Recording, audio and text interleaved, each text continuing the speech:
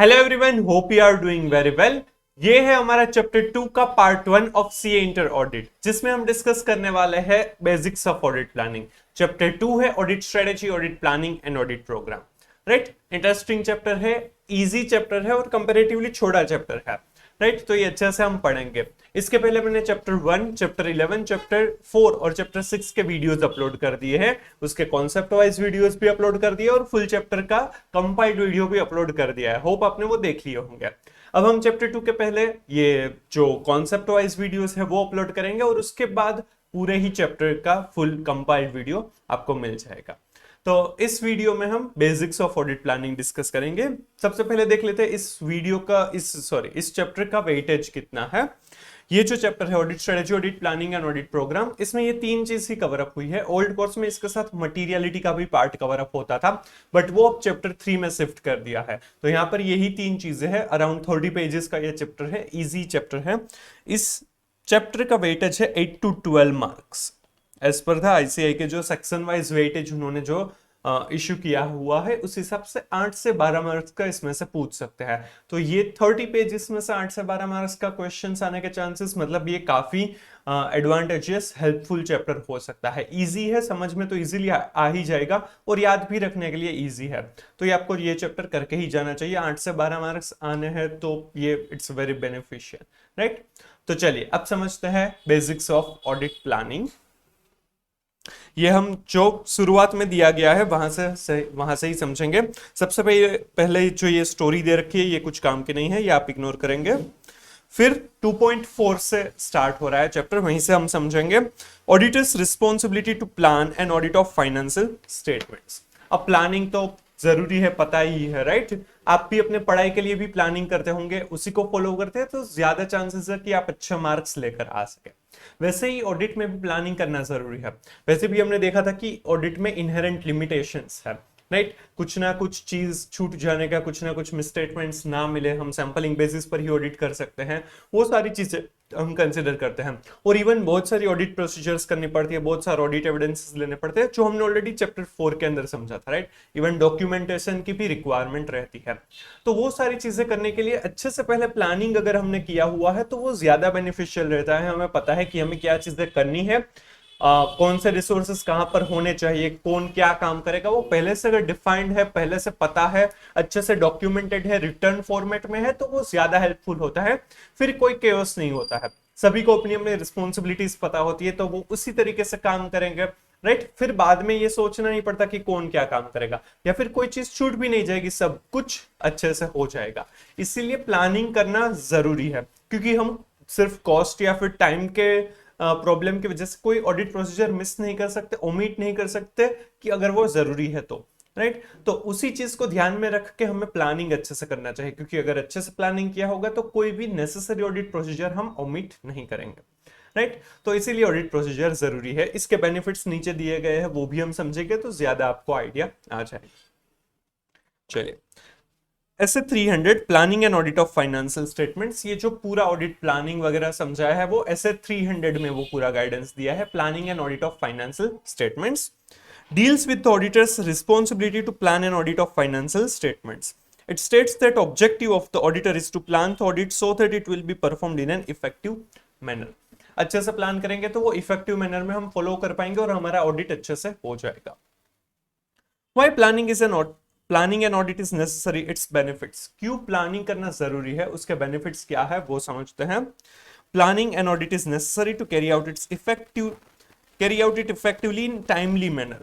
Planning अगर हम करेंगे तो ऑडिट है वो टाइमली मैनर में हो जाएगा और इफेक्टिवली भी हो सकेगा। Besides, ensuring compliance with professional standards, it helps in performing audit engagement effectively. और इससे हमारा जो ऑडिट एंगेजमेंट है, हमें जो पूरा काम करना है उसमें प्रोफेशनल स्टैंडर्ड्स जो वगैरह अप्लाई करने हैं वो अच्छे से कर पाएंगे। उस हिसाब से जो प्रोसीजर्स वगैरह करनी है वो हम कर पाएंगे। इवन जो एथिक्स की रिक्वायरमेंट है, इंटीग्रिटी, ऑब्जेक्टिविटी, राइट, वो सारी चीजें, even professional competence, due care, independence, वो सब कुछ भी मेंटेन हो पाएगा। Adequate planning benefits the audit of financial statement in several ways, including the following, उनके बेनिफिट्स दिए हैं।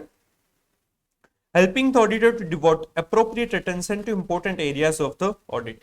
अगर हमने पहले से प्लानिंग किया है तो जो इंपॉर्टेंट रिस्की एरियाज है वहां पर हम ज्यादा ध्यान दे पाएंगे, पता होगा कि यहाँ पर इतना टाइम जाएगा तो वहां पर उसे प्रायोरिटाइज कर सकते हैं, तो वो बेनिफिट हमें यहाँ पर मिल सकता है। अगर प्लानिंग करेंगे तो जो रिस्की एरियाज है, जो इंपॉर्टेंट एरियाज है, वहां पर हम अटेंशन दे पाएंगे। Helping the auditor identify and resolve potential problems on a timely basis, क्या क्या प्रॉब्लम्स आ सकती है उनको पहले से ही हम रिजोल्व कर पाएंगे, उसके सॉल्यूशंस के बारे में सोच पाएंगे। और इवन प्लानिंग अच्छे से किया है तो हमारे पास पता होगा कि ये सारी चीजें करनी है, इतना टाइम अवेलेबल है, तो कुछ भी प्रॉब्लम्स आएगी तो वो रिजोल्व हो पाएगी। Helping the auditor properly organize and manage the audit engagement so that it is performed in an effective and efficient manner. Properly अगर ऑडिट हमने प्लान किया है, मैनेज किया है, सारी चीजें ऑर्गेनाइज और मैनेज प्रॉपरली की है, तो इफेक्टिवली और एफिशिएंटली काम हो पाएगा। मतलब जितने भी रिसोर्सेज है वो मैक्सिमम यूज कर पाएंगे और उसमें से पूरा जो इफेक्टिव रिजल्ट है वो हमें मिल पाएगा। Assisting in the selection of engagement team members with appropriate levels of capabilities and competence to respond to anticipated risks and the proper assignment of work to them. जो रिसोर्सेज हमारे पास available है, right, तो उनको experience के हिसाब से, competence और capability के हिसाब से हम काम दे पाएंगे। पहले से प्लान किया है तो किसको क्या काम देना है, फॉर एग्जांपल अगर परचेस एक्स पर्सन ने किया है तो उन्हीं को परचेस दे सकते हैं। प्रीवियस ईयर किसने क्या काम किया था उसको भी हम कंसिडर कर सकते हैं। अगर कोई रिस्की एरिया है तो उसमें एक्सपीरियंस्ड पर्सन होना चाहिए, जिसने इस इंडस्ट्री में काम किया है उनको हमें इस असाइनमेंट के लिए रखना ही चाहिए, तो वो सारी चीजें हम कंसिडर कर सकते हैं। इसलिए कैपेबिलिटी और कॉम्पिटेंस के हिसाब से, एक्सपीरियंस के हिसाब से किस पर्सन को कहां पर हमें अपॉइंट करना चाहिए वो हमें पता चल पाएगा, right. Facilitating the direction and supervision of engagement team members and the review of their work. किस चीज में डायरेक्शन, कहां पर काम होना चाहिए, कौन सी चीज ज्यादा स्पेसिफिकली देखनी चाहिए, किसको सुपरवाइज करने की जरूरत है। अगर जो काम कर रहा है वो पर्सन पहली बार कर रहा है तो उसमें ज्यादा सुपरविजन होना चाहिए, रिव्यू ज्यादा करना पड़ेगा। एक्सपीरियंस्ड पर्सन है तो उसमें सुपरविजन और रिव्यू कम हो जाएगा, राइट। तो उस तरह से वो देख पाएंगे। प्लानिंग अगर किया है, कब सुपरविजन या फिर रिव्यू की रिक्वायरमेंट होगी वो भी हम डिसाइड कर पाएंगे। पहले से पता होगा कि क्या क्या चीजें करनी है और कब करनी है, वो पता होगा तो ये कर सकेंगे, right. Assisting where applicable in coordination of work done by others such as experts, और अगर जरूरत पड़ेगी तो हम एक्सपर्ट्स को भी बुला सकते हैं। तो कौन से एरियाज है, क्या काम करना है, किसकी क्या कैपेबिलिटी, कंपिटेंस, वो सब कुछ पता चल जाएगा। तो अगर हमारी वो एक्सपर्टीज नहीं है, हम वहां पर अगर काम नहीं कर पाएंगे, कंपिटेंट नहीं है, तो एक्सपर्ट्स को भी हायर कर सकेंगे। और वो कब करना है, कौन से एरियाज के लिए करना है, वो हमें पहले से पता होगा, राइट। तो ये सारे बेनिफिट्स है ऑडिट प्लानिंग के। ये पूरा ही डिस्क्रिप्टिव क्वेश्चन आ सके ऐसे चांसेस कम है क्योंकि काफी बेसिक चीज है, राइट। बट हाँ, इसमें से कुछ करेक्ट इनकरेक्ट या एमसीक्यू में आ सकता है, तो उस हिसाब से आपको एक बार ये पढ़ना चाहिए। बट ये सारे ही पॉइंट्स अगर याद नहीं रहेंगे तो चलेगा। Therefore, planning an audit ensures that audit risk is reduced to an acceptably low level. When audit work is adequately and properly planned, it reduces the risk of inappropriate opinion by the auditor. Audit risk जो हमने पहले chapter में थोड़ा सा समझा था कि auditor है वो शायद इनअप्रोप्रिएट ओपिनियन दे सकता है, specifically when financial statements are materially misstated. तो वो जो रिस्क है उसको कम करने के लिए ऑडिट प्लानिंग करना चाहिए। आपको भी अपने पढ़ाई के लिए प्लानिंग करना चाहिए ताकि वो जो फेलियर का रिस्क है वो हम एक्सेप्टेबली लो लेवल पर लेकर आ सके, राइट। वैसे ही ऑडिट का भी प्लानिंग किया जाएगा।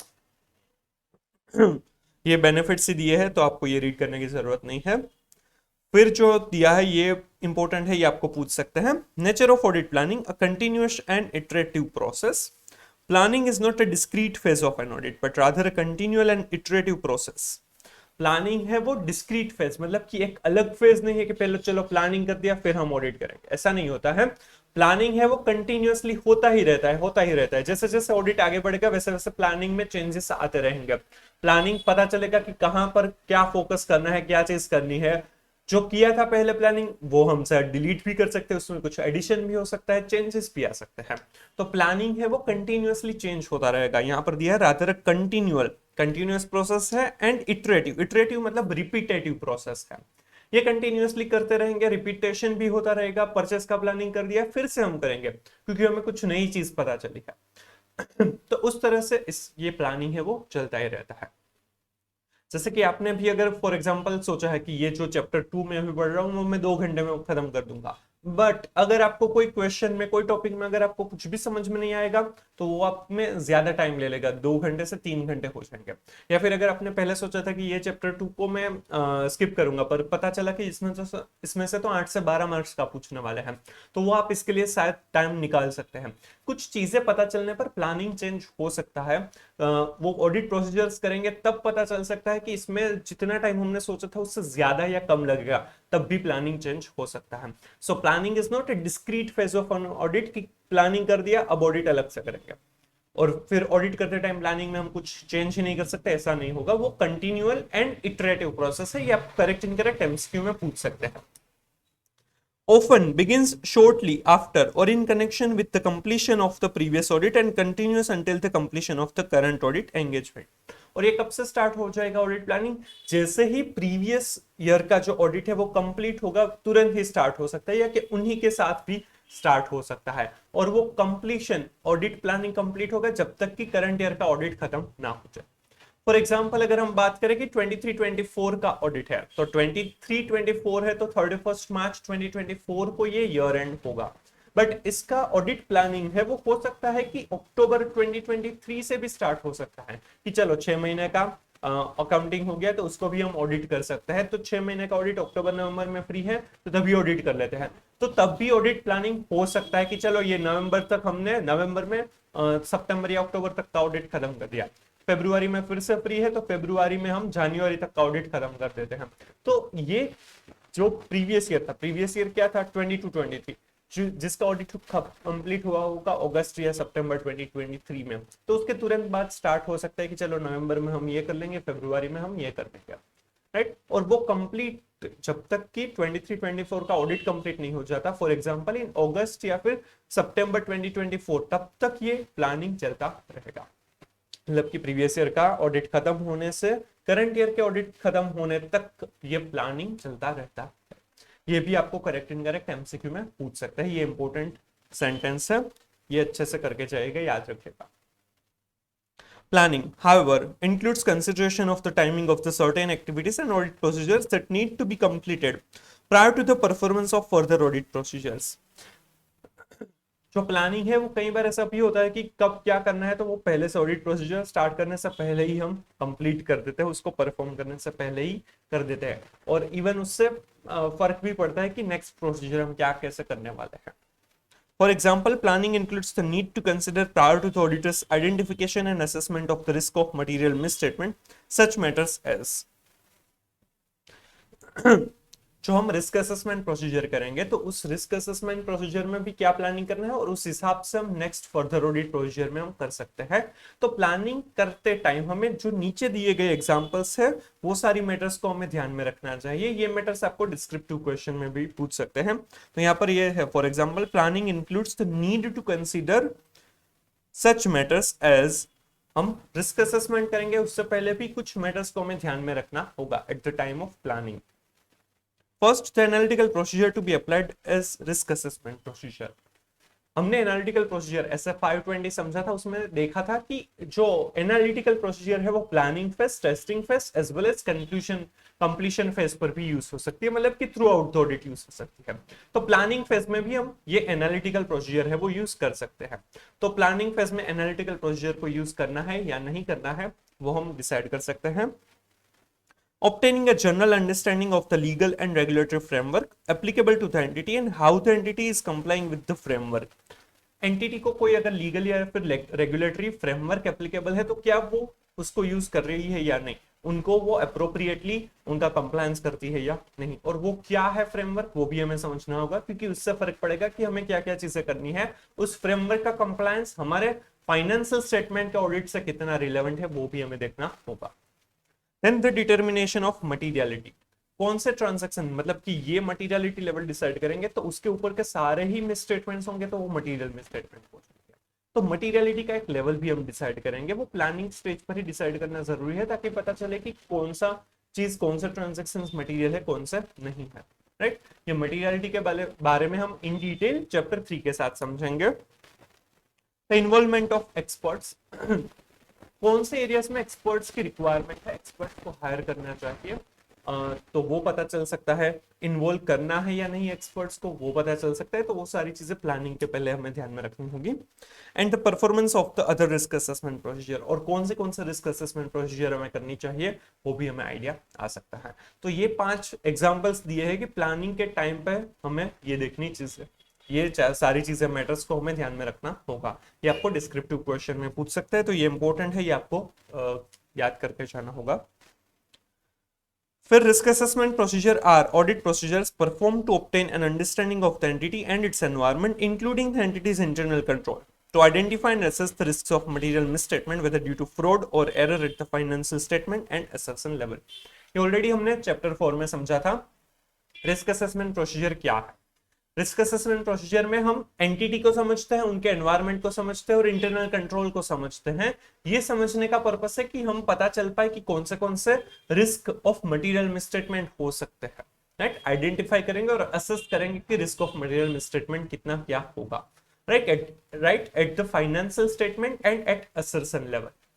तो वही सारी चीज रिस्क असेसमेंट प्रोसीजर में कवर अप होती है। उसमें जनरली एंटिटी को समझा जाता है, सारी ही बेसिक इंफॉर्मेशन हमें समझनी रहेगी, उस हिसाब से पूरा प्लानिंग चलेगा। Therefore, planning includes consideration of matters such as obtaining knowledge about legal framework in which entity is operating। मतलब कि हमें यहाँ पर यह भी समझना है कि ये एंटिटी कौन सा लीगल फ्रेमवर्क में काम करती है, कि इनको क्या क्या लॉ रेगुलेशंस एप्लीकेबल है। बैंक है तो उसमें आरबीआई की गाइडलाइंस है, आरबीआई के एक्ट है, बैंकिंग एक्ट है, तो वो सारी चीजें उसके लिए लीगल रिक्वायरमेंट हो जाएगी। Consider for example telecom companies and banks, such entities operate in a different legal and regulatory framework. Try telecom Regulatory Authority of India and RBI Reserve Bank of India are regulators for telecom and banking industry respectively। तो अगर हम bank का audit कर रहे हैं तो उसमें RBI और उनके जो एक्ट रेगुलेशंस प्रोविजंस है वो सारी चीजें पता होनी चाहिए। और अगर हम कोई टेलीकॉम कंपनी का ऑडिट कर रहे हैं तो उसमें जो ये telecom regulatory authority of India है उनका सारी चीजें हमें पता होनी चाहिए। Planning also includes need to consider determination of material or significant matters. It also involves considering whether experts need to be involved, taking into account complexity of business। कुछ significant matters है वो भी हमें ध्यान में रखनी है कि इस चीज में और इस कंपनी इस ऑर्गेनाइजेशन का ऑडिट करने के लिए क्या हमें एक्सपर्ट के रिक्वायरमेंट है या नहीं। इसमें से कौन से ट्रांजैक्शन होंगे कि जो कॉम्प्लेक्स है, जो शायद ऑडिटर की कॉम्पिटेंस के बाहर है, स्कोप के बाहर के है, तो वहां पर एक्सपर्ट्स की रिक्वायरमेंट हो सकती है। तो वो कहां पर हम रखेंगे वो भी हमें डिसाइड कर सकते हैं। Further, it also involves considering need to perform risk assessment procedures for identifying and assessing risks of material misstatement। और इसी के लिए हमें रिस्क असेसमेंट प्रोसीजर भी करेंगे। प्लानिंग इज नॉट, फिर ये बॉक्स आप कैंसिल कर सकते हैं क्योंकि ये रिपीटेशन है, ऑलरेडी जो हमने आगे के पैराग्राफ में समझा है वही यहाँ पर दिया हुआ है। इन्वॉल्वमेंट ऑफ की engagement team members in planning audit. Audit का प्लानिंग अगर हम करेंगे तब उसमें हम एंगेजमेंट टीम मेंबर्स को इन्वॉल्व करेंगे। जो भी की एंगेजमेंट टीम मेंबर्स है वो यहाँ पर कंसिडर किए जाएंगे। The engagement partner and other key members of the engagement team shall be involved in planning the audit, including planning and participating in the discussion among engagement team members। The involvement of the engagement partner and other key members of the engagement team in planning the audit draws on their experience and insight, thereby enhancing the effectiveness and efficiency of the planning process। Engagement partner मतलब कि जो ये audit को lead कर रहा है उसे engagement partner कहा जाएगा, और बाकी सारे टीम मेंबर्स होंगे, एंगेजमेंट टीम होगी। तो उसमें से जो की पर्सन्स है वो और एंगेजमेंट पार्टनर को साथ में डिस्कस करना चाहिए, प्लानिंग प्रॉपर्ली करना चाहिए कि क्या चीज इंपॉर्टेंट है, क्या चीज हमें ध्यान में रखनी है, किस पर्सन को किस चीज के लिए हम अलोकेट कर सकते हैं, क्या वर्क अलोकेट कर सकते हैं, किस एरिया के लिए किसको अपॉइंट करना चाहिए, वो सारी चीजें पता चल सकती है। तो ये जो की एंगेजमेंट पर्सन है, की एंगेजमेंट टीम मेंबर्स है, उनके साथ प्लानिंग करना चाहिए। ये आप एक बार पढ़ सकते हैं, इसमें से करेक्ट इनकरेक्ट या एमसीक्यू आ सकता है, डिस्क्रिप्टिव क्वेश्चन आने के चांसेस नहीं है। Discussion of elements of planning with entities management. जो भी हम सोच रहे हैं कि हम इस डेट से इस डेट पर ऑडिट करने वाले हैं, ब्रांच विजिट करने वाले हैं तो कब करेंगे, इन्वेंटरी का फिजिकल वेरिफिकेशन करना है तो वो कब करेंगे, तो ऐसी कोई चीजें जो है इंपॉर्टेंट है जो मैनेजमेंट को बतानी पड़ेगी तो वो हमें उनके साथ डिस्कस करनी चाहिए। राइट। वो डिस्कस करने का पर्पस ये है ताकि वो हमारा ऑडिट है वो फैसिलिटेट कर पाए, क्योंकि वो उनके जो स्टाफ मेंबर्स है वो अवेलेबल है या नहीं वो पता चल सकता है। जैसे कि अगर हमारे कोई ब्रांच, हम कोई क्लाइंट की ब्रांच विजिट करना चाहते हैं, तो क्या वो ब्रांच पर उनके मैनेजर है या जो हेड कर रहे हैं वो उस टाइम पर अवेलेबल होंगे या नहीं। इन्वेंटरी का वेरिफिकेशन करना चाहते हैं तो क्या वो स्टोर्स वाले पर्सन अवेलेबल होंगे या नहीं। तो वो सारी चीजें हमें कंसिडर करनी होगी, तो उस हिसाब से हम प्लानिंग कर सकेंगे और एग्जीक्यूट कर पाएंगे। तो ये जो प्लानिंग की जो ऐसी चीजें हैं वो हम उनको बता सकते हैं, बट हाँ वहां पर हमारी जो क्वालिटी है, हमारा जो थोड़ा सा सरप्राइज एलिमेंट होना चाहिए वो हमें मेंटेन करना है। सारी चीजें उनको नहीं बतानी है ताकि वो पूरा ही प्रेडिक्ट कर सके। Clear? The auditor may decide to discuss elements of planning with the entity's management to facilitate the conduct and management of the audit engagement. When discussing matters included in the overall audit strategy or audit plan, care is required in order not to compromise the effectiveness of the audit. Audit की effectiveness compromise नहीं होनी चाहिए, उस तरीके से हमें उनके साथ डिस्कस करना रहेगा। अच्छे से ऑडिट फैसिलिटेट हो पाई वो हम डिस्कस करेंगे, बट क्वालिटी इफेक्टिवनेस को अफेक्ट होना नहीं चाहिए, राइट। तो ये कुछ था basics of audit planning. Next video में हम इसके प्रिलिमिनरी एंगेजमेंट एक्टिविटीज के बारे में डिस्कस करेंगे। Hope you are clear with it, right. So please like and share the video, subscribe if you have not yet subscribed to the channel, and comment if you have any doubts, suggestion, reviews, right? And stay tuned for next video. Thank you so much.